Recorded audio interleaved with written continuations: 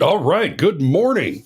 Hope you guys are staying warm out there. I know I know that might be asking a bit much. Let's see if I can't just, there we go. There, that's better. That's better. All right. So this morning, I want to talk about something we mentioned yesterday, touched on just a little bit, the idea of a shadow cabinet. Um, this is a big deal, and we're gonna get into it. So I'm going to start by let's just hear it from the man himself. This is a Democrat rep from South Carolina, I believe, Rep Wiley Nickel. And I mean, let's just start with look at this fucking guy. Look at this schmuck. But I mean, he's got it up here. I'm sorry, North Carolina, right? Wiley Nickel from North Carolina. And he's just saying the quiet part out loud. Shadow cabinet. If Trump attempts to weaponize the justice system against his political opponents with Matt Gaetz at the helm, we could see incoming Senator Adam Schiff as our shadow attorney general, arguing against... Right off the rip. If Trump attempts to weaponize the DOJ, now let's talk about what that means. What would it mean for Trump to weaponize the DOJ? You mean like, I don't know, launching a bunch of clearly illegitimate lawsuits and civil suits, rape allegations, right? Okay. Like you look at the E. Jean Carroll case, right? Keep it right now, there are Democrats out there repeating the psychotic lie that Rep. Matt Gaetz is a human child trafficker. Now, let's be clear about what happened there. Somebody else got in trouble and ended up in jail, had called and asked somebody to make allegations against Rep. Matt Gaetz. The allegations were spurious to begin with. And oh, by the way, all this happened 3, 4, 5 years ago. And I say 3, 4, 5 years ago because it happened, and then there was an investigation, and no evidence was found to corroborate the original claim, and the investigation was dropped. And that was several years ago. But you don't have to just look at that example, right? You look at, you can go all the way back and look at the confirmation of Clarence Thomas. Oh no, we've got us a Negro coming in to join the Supreme Court. I wonder what's gonna. Oh, that's right. Joe Biden spearheaded the, as Clarence Thomas called it, high-tech lynching of an uppity Negro for fear that he might be placed on the Supreme Court.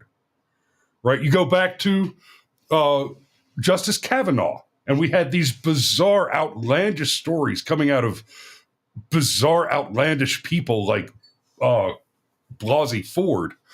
And what? Oh yeah, this straight-laced guy who, you know, with a bunch of kids and a wife and a very, let's be fair, milquetoast judicial record. Oh yeah, he was the head of all the gang rape gangs back in college. Like that was his thing. We called him Gang Rape Kavanaugh. What? So let's start with any time an allegation of sexual impropriety is waged against a Republican, the first question to ask is, okay, is he running for office against a Democrat? And if the answer to that question is yes, then the next clear conclusion is it's a lie. Because it's just their playbook. Go back and look at oh damn, what's his name? The 999 guy. I suddenly forgot his name. The flippin' Pizza Hut, or not Pizza Hut guy. Shit, I've got one of his books on the shelf, don't I? Anyway, I feel awful that I've forgotten his name. Big black guy, hugger, 999. Damn it. Anyway, you know, he was running for president against Barack Obama. And all of a sudden, there were sexual allegations against him. So anytime that comes out, just Okay, you're lying. And then this guy is saying that Adam Schiff, Herman Cain, thank you, Tim. Damn, I couldn't for the life of me remember it. Yeah, Herman Cain. All of a sudden, Herman Cain was the next Bill Cosby. What? So forget that lawfare and the weaponization of departments, right? Like the illegitimate cases against Donald Trump, the targeting of conservative groups by Lois Lerner, the involvement of Strzok and Page in crafting the Russia hoax narrative, illegal FISA warrants, wiretapping on Trump Tower, illegal surveillance conducted on Donald Trump while he was running for president and during his presidency, the use of Perkins Coie to fabricate the Steele dossier and pursue the Russia collusion hoax. The weaponization of government departments is a Democrat thing from the get-go. It's literally what the FBI was originally created to do. Like, never forget that the FBI has not been weaponized against Donald Trump specifically. Be very clear on this. Hoover created the FBI originally as a weapon against political opponents. That is the root and the seat of the FBI. That's the reason they exist. That's why whenever you look at the public successes of the FBI, you find that the terrorist attacks that they thwarted, by and large, were conducted by the FBI. They created them out of whole cloth. You look at the Ruby Ridge incident, right, where the FBI and the ATF attempted to extort a man into becoming a confidential informant. They tried to force him to basically be a spy. You look at the Gretchen Whitmer case, and as soon as it gets in front of a jury, we find out that the vast majority of the participants in this so-called plot were actually the FBI agents who created the thing from whole cloth as an attack on Donald Trump. So this idea that Donald Trump is going to come in and weaponize the Justice Department is just insane. Now, that said, I do expect to see retributive activities being conducted by the Justice Department, because all the stuff that I just described and all the lawfare that's been going on against Donald Trump, there's this thing called malicious prosecution. There's this thing called the subversion of civil liberties under color of law. And there's this other thing called the conspiracy to commit. And that applies to both of those cases. And that shit has been going on in plain sight. And when I say in plain sight, we're talking about the Democrats saying the quiet part out loud. Let me get back to this clip again, because this guy says Adam Schiff should be the shadow attorney general, right? Isn't he the guy that kept saying, we have the evidence, but it's all classified? The Russia hoax is absolutely true. We absolutely have actual real evidence. And then it turned out, oh, no, you were lying the entire time. Against replacing our independent prosecutors with Trump loyalists. Replacing independent prosecutors with Trump loyalists. Now, who does that sound like? Who does that bring to mind? Does that sound like A.G. Bragg, Letitia James, Fannie Willis, Nipple Judge Engeron, Mershon? Take a look at the cavalcade of sociopaths that have been pursuing clearly illegitimate charges against Donald Trump. And you're looking at precisely that, a cavalcade of loyalists to the Democrat Party. Adam Pant says, congrats on being the 70th person to report this.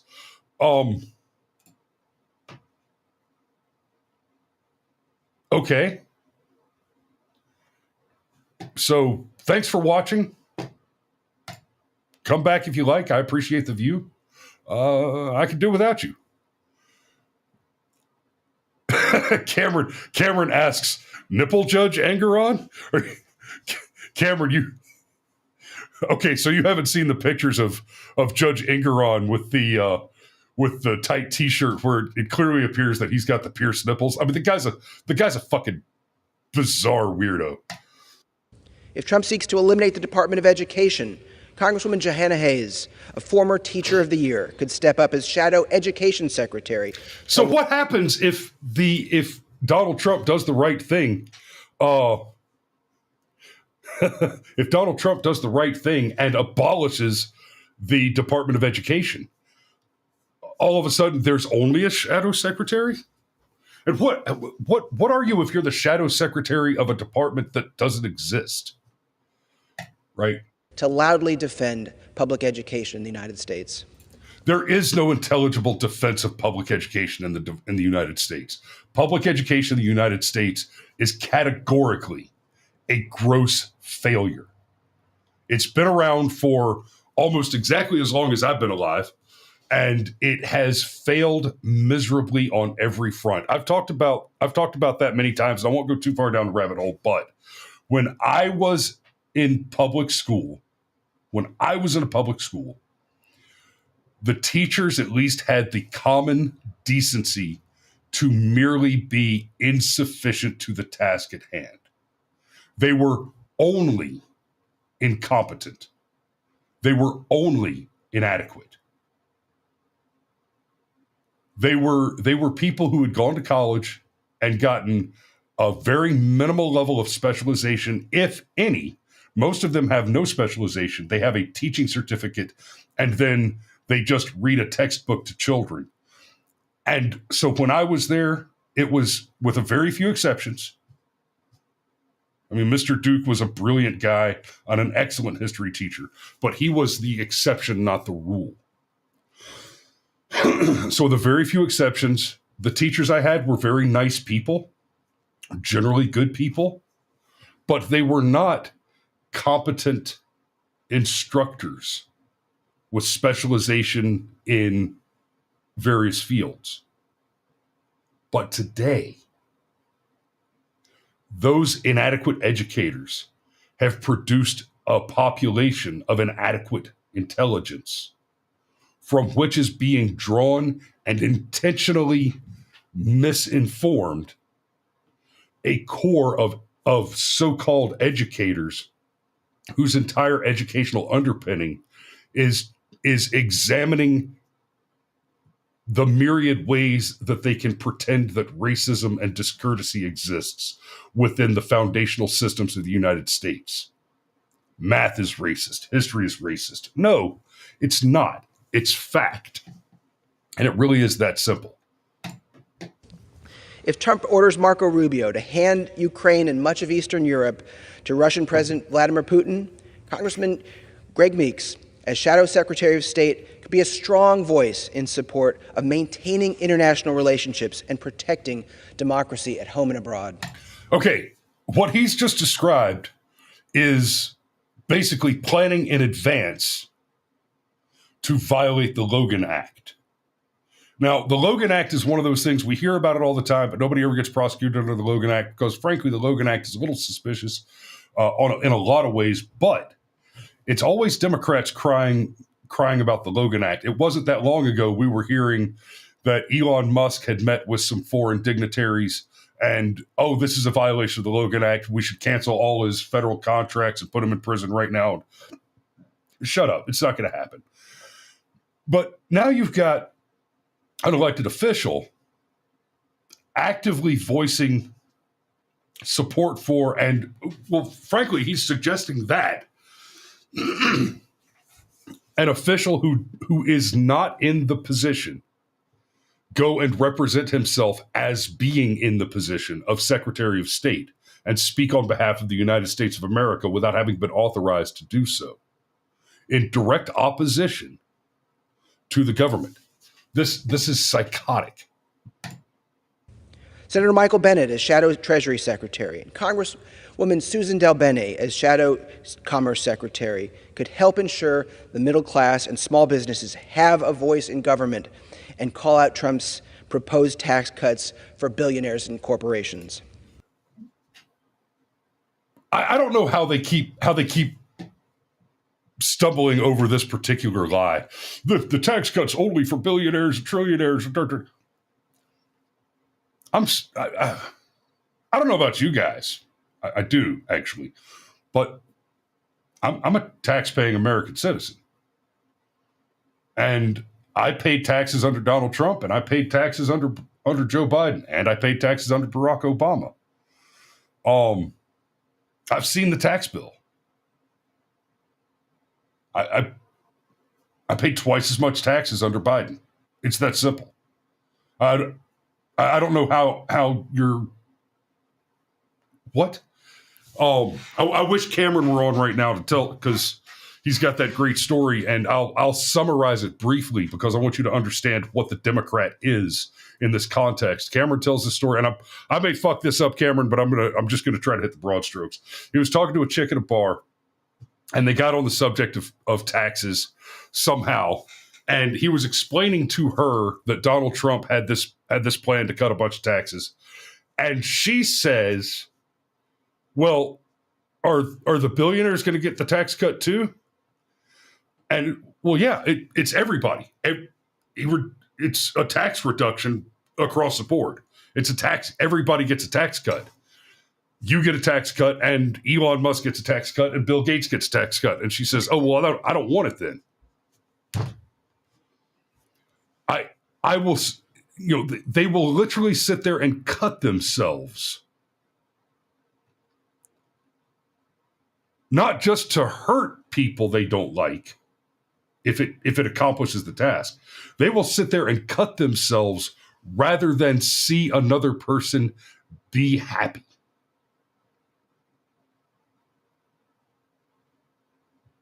It's absolutely psychotic. So let's talk about what a shadow government is. I'm actually going to pull up I'm going to go to Wikipedia for this. I've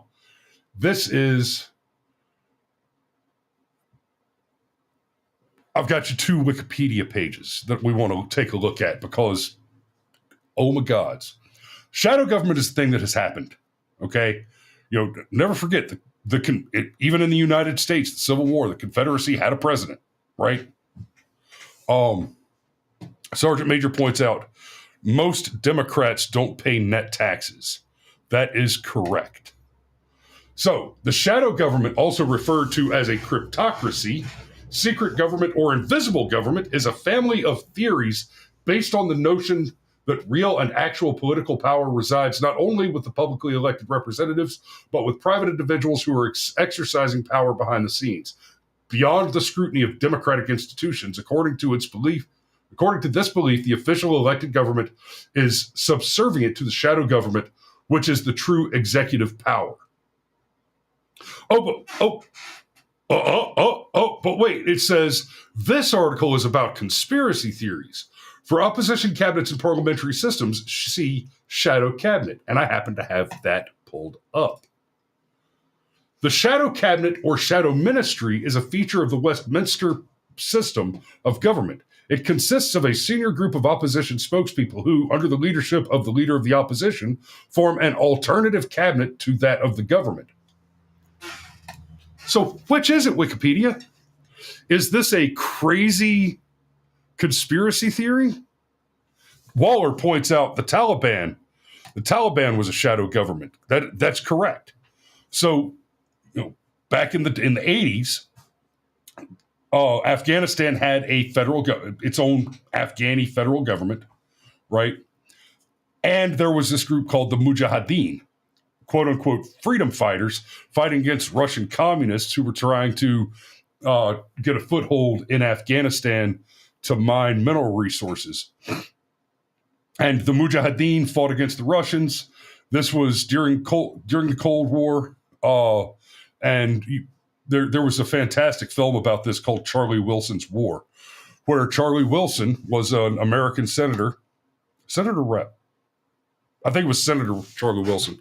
Charlie Wilson had his hands on the black budget and used black budget money to equip the Mujahideen with Chinese-made weapons. That's why even today, Taliban and Al-Qaeda and all those groups fight with, like AK-47s, Dragunovs, RPG-7s, those kind of Chinese-made weapons and Russian weapons. To be clear, those weapons are Russian weapons, but the Chinese make knockoffs, and that's what the Taliban was supplied with when they were still the Mujahideen. And then the Mujahideen became the Taliban as a shadow government. They took power in the mid-90s, and we kicked them out in 2002.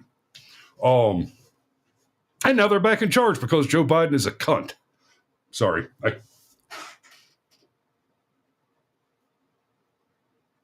apologize. I try not to get that far down the.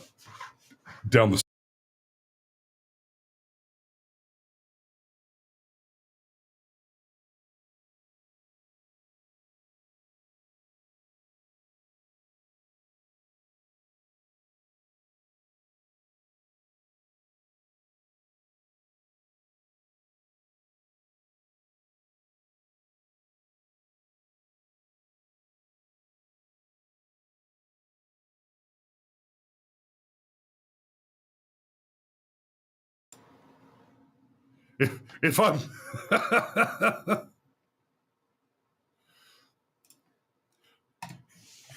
if I'm very lucky, I just accidentally muted the microphone as I said the word he dared, but I doubt that I'm that lucky. I bumped a button when I pushed my keyboard forward out of my way so I could set my coffee cup back down, and I bumped the button. I apologize, but stuff happens. But anyway, which is it, Wikipedia? Is this a bizarre conspiracy theory, or is this a thing that actually occurs? Oh, turns out this is a thing that occurs and has been a common practice in Great Britain, but we don't do it here. We never have. Officially, we're not supposed to. But now the Democrats want to do it. So what is it that they're actually proposing? Well, it's called sedition. Yesterday, we talked a little bit, I think we talked about it yesterday, the difference between treason and sedition, insurrection, right? So treason would be if a foreign adversary was attempting to take control of the government or what have you, or even just to conduct war against our government, and a government actor or an American citizen were providing aid and comfort to the foreign actor. Well, at least in theory, this is the Democrat Party without foreign influence acting against the interests of the United States and in direct opposition to the election which we just had, right? So the Democrats, who have been screaming for years, he's a threat to our democracy, replaced the candidate, Joe Biden, who was chosen by the primary, with Kamala Harris without her ever earning a single vote. She was just swapped in, right? So fuck your democracy. And now that they've lost in a sweeping mandate, with Republicans taking the popular vote, the Electoral College, the White House, the House, and the Senate, they've just lost entirely. And so what are they doing? Well, we keep hearing about this peaceful transfer of power. And yesterday, what we talked about was the apparent absence of the leftist protesters, the violent protests, just not happening the way that they have in the past. But now you've got this, right? Oh, we're going to do a peaceful transfer of power. Oh, but Kamala Harris is still running her campaign to fundraise for recounts. Democrats in Pennsylvania and other places are still counting votes illegally. And they're not like we already covered on the show. They're not making the argument, well, these are the legal votes and we're just not done counting them yet. They're literally stating out loud, we are counting these votes intentionally in opposition of the law, in violation of the law, as a protest maneuver. You're violating the law. This is not a peaceful transfer of power. you are continuing to conduct illegal operations in an attempt to overthrow the duly elected government. This shadow government, the shadow cabinet nonsense, there may be a mechanism for that in parliamentary systems. There may be a tradition of doing it that way in other countries. But when you look at the UK, that is not a two-party system. It is a multiple-party system. So your shadow cabinet is coming from whoever the runner-up is. That's not what we're talking about here. We're not talking about the people electing some people and they have an official position in government.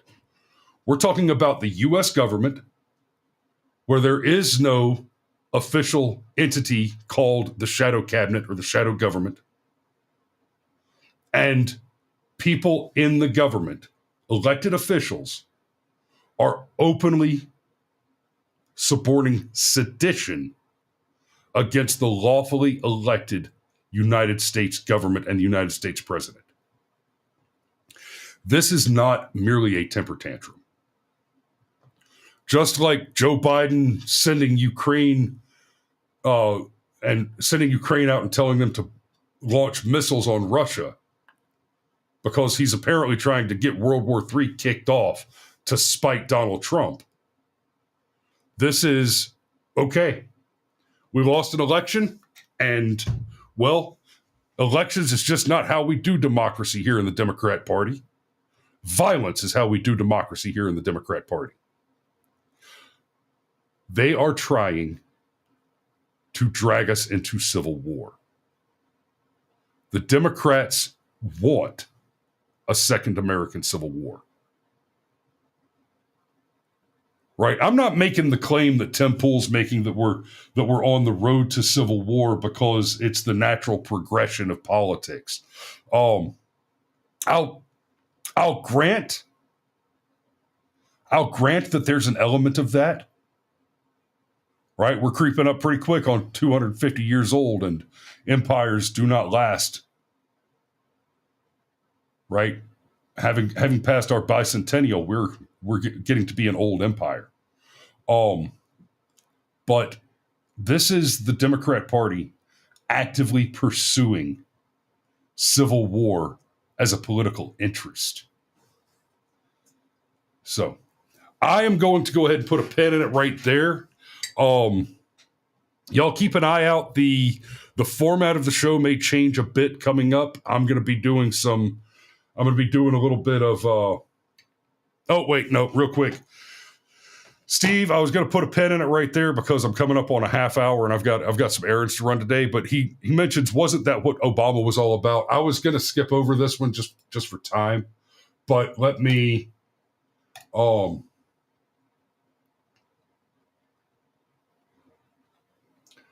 damn, where did I put it? Oh, well, now I've lost the article. I had an article anyway. Oh, no, here it is. I think this is it. Okay, needed a Democratic shadow cabinet. Donald Trump, precisely because his behavior is so outlandish and unpredictable, has dominated the news coverage. It's unreality TV and the media can't stop covering. The benefit is that Trump's sheer craziness gets a lot of scrutiny, but the downside is that Democratic critics have trouble getting much airtime. If this were a parliamentary democracy, there would be a leader of the opposition, a whole front bench of opposition spokespeople, issue by issue, a kind of shadow cabinet. And let me take this out of reader mode so you can see something important. This article is from 2017. So that's a point that I wanted to make there. Uncle Steve says, wasn't that what Obama was all about? So when Obama was elected, he came in and fired everybody and put in his guys. This was the biggest mistake that Trump made in his first term. We've talked about this many times before. Trump's first term could have gone a whole lot better. It really could have. And Trump was is probably one of the best presidents, if not the most effective conservative president we've ever had. And that's saying a lot. And it still could have gone much better in his first term.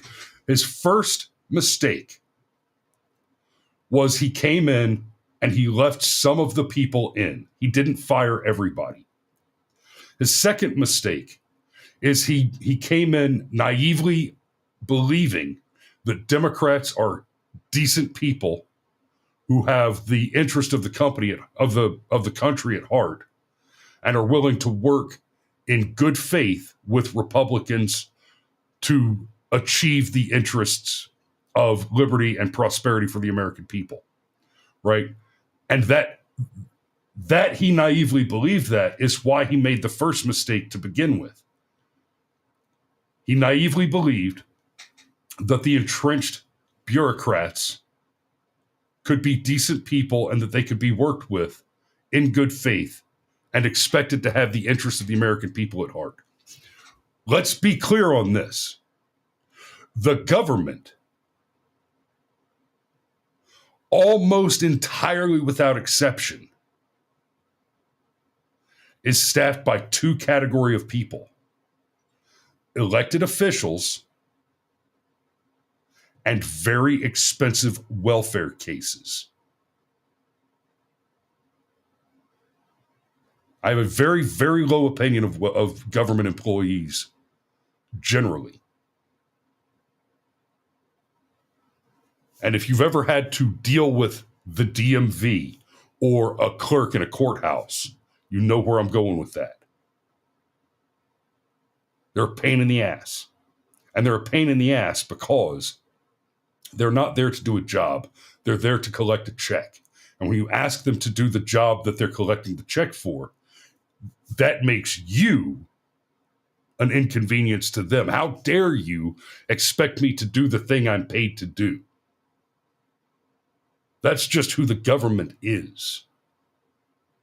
So I just wanted to point that out. This shadow cabinet thing, they've done it before. And when they did the shadow cabinet thing in Trump's first term, well, that's where you got the Russia collusion hoax, the Ukraine phone call hoax, right? These are the same people that generated the psychotic secret documents claims against Donald Trump. Donald Trump has the kind of secret of classified documents that every president has ever taken away from the White House at the end of his term before. And all of a sudden it's the end of the world. And then we find out that Joe Biden took classified documents and left them in a box in his garage. And Joe Biden left classified documents laying around all over the country in various charity groups that he worked with and law offices, basically everywhere Joe Biden ever went. Apparently, Joe Biden just kind of hemorrhages classified documents as he walks around. Okay, remember, when we're talking about Joe Biden, okay, this is a tangent, and I'm going to wrap it up after this.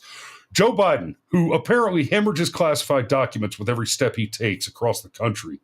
We're talking about the guy who was the vice president to Barack Obama, who not less than 3 times on live national television, on live international television, which is to say that our enemies abroad were watching the broadcast. They're all source intelligence operatives were watching the broadcast when Joe Biden, not less than 3 times, pointed at the football. He pointed at the agent who's holding the briefcase chained to his wrist with the nuclear codes in it, and said what is essentially, "Dear the enemies of the United States of America, dear leaders, this is where we keep the nuclear codes. Please come and murder him and steal our national security." Now, I'm paraphrasing, obviously. Biden didn't literally say those words. What he did is he was bragging about the fact that because he was the vice president, he had a guy walking around carrying the football and following him around with the football, right? But as far as a practical outcome, that is the same as saying, hey, Putin, this is the guy you want to murder and rob so that you can compromise our national nuclear arsenal. These are the people we're talking about. Okay? So, now that we've got that out of the way, thanks for watching this morning, guys. Do keep an eye out. There might be some changes to the format. I'm looking at replacing Restream with StreamYard, maybe. And that also means that later today and over the weekend, I might be doing several extra live streams just so that I can experiment with the differences between the two platforms before I make a decision on that. So thanks for watching this morning. We love you, and we will see you tomorrow.